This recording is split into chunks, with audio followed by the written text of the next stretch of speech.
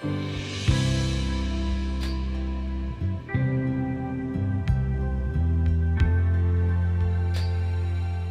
I think about a special place in nature, I immediately think about Mount Rainier National Park in Washington State. As a kid, I started to appreciate this park for what it truly is, as a place to unwind and admire wildflowers while hiking, enjoying the calming nature of alpine lakes, and watching the rush of glacial rivers and falls in the distance. It's something for me that has always felt truly sublime and unparalleled in its beauty. Which is why I think it's so important to appreciate the multitude of landscapes that we see at this national park, and to understand that they themselves are not immune to the profound impacts of climate change.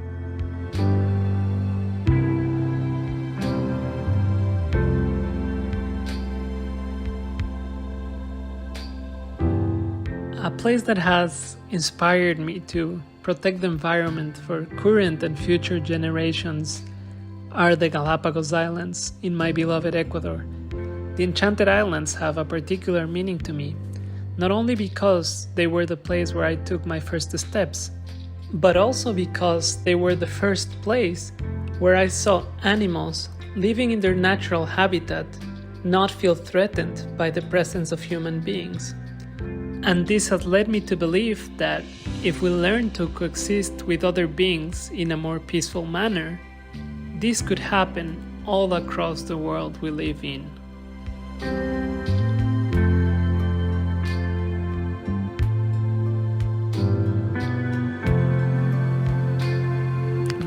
The farm where I grew up in the western Pennsylvania mountains has been in our family for over 100 years. It is a sacred place, a place of refuge from the world, a place that reconnects with the natural cycles of growth, harvest, dormancy, decay, and rebirth.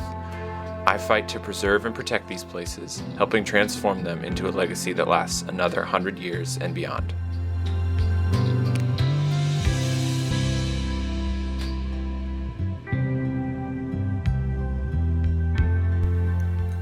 Following the humble ridges of the Blue Ridge Mountains, I can trace the most significant places I've lived, family and friends that I love, and the memories of nature that I hold dear. While there are more seductive mountain summits and vistas in the world, the Blue Ridge are rugged and enduring.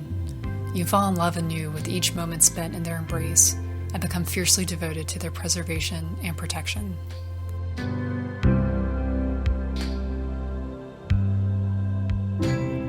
I love how disconnected I feel from the noise and hustle of the city when I'm out on the Billy Goat Trail.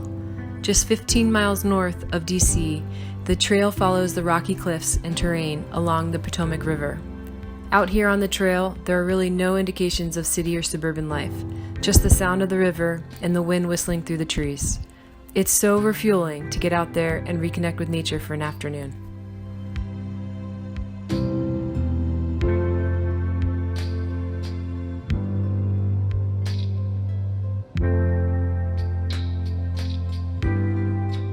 Here, while taking pictures with the family, I felt the gravity of responsibility for preserving what we have now for our future generations.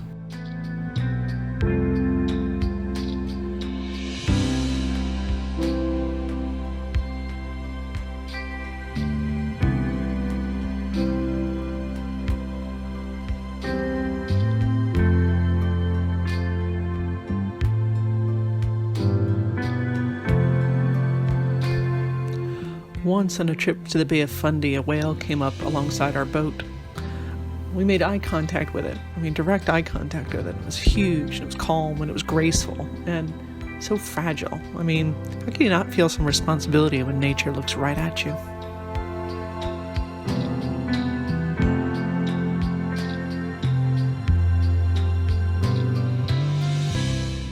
There is an old quarry about a mile's walk from my mother's house in Scottsville, Virginia. Rough-hewn stone exploded from the hillside is softened by the plants growing up and through it. Long ago, water filled the quarry's hollow, and now its darkness disguises the depths below and reflects the sky. This kind of place fills me with wonder. It is a dramatic landscape that tells how the earth heals despite all kinds of human damage. It inspires me to create places that fill people with hope and desire to reimagine the way we live, to reconnect with natural systems and lessen our impact on the planet. My family tromps through the woods again and again for quiet reflection and to have races across the water. It is a place of love for each other and this earth.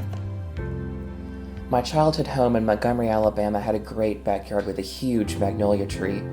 I have so many fond memories of that tree, climbing on its branches, sailing its thick leaves and petals, and admiring its beautiful white blossoms. Memories like these inspire me to make more responsible choices for the environment so that future children can enjoy exploring nature as well. Edisto Island, South Carolina, is the Shealy home away from home, a place to be outside and see the awesome wonder of the natural world, from Botany Bay and the state park to the beach. We are surrounded by miraculous nature that keeps the cycle going, from ancient horseshoe crabs to nascent turtle hatchlings. The Edisto River flows into the ocean and the tides come and go. The oyster shell mounds are evidence that this place has supported human life for thousands of years before Europeans arrived, and the shifting sands are a reminder that we must protect what is here for generations to come after us.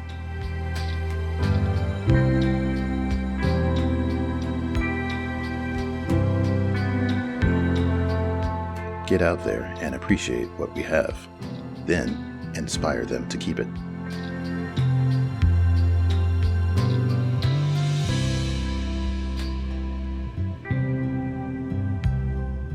Barrier Islands teem with life, on land, in the water, and in the air.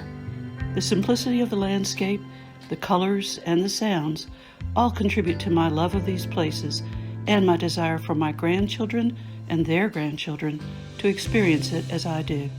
By capturing the temporal beauty of nature through the lens of my camera, I hope to evoke an emotional response in the viewer that inspires conservation.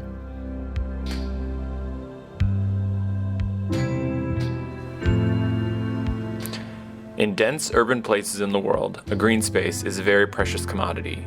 In my tiny 300 square foot backyard in Washington, D.C., we compost, rejuvenate the broken soil, tend and harvest peach, fig, and pomegranate trees, and use our social distancing time to get ready to expand our vegetable garden in the middle of our Bloomingdale neighborhood.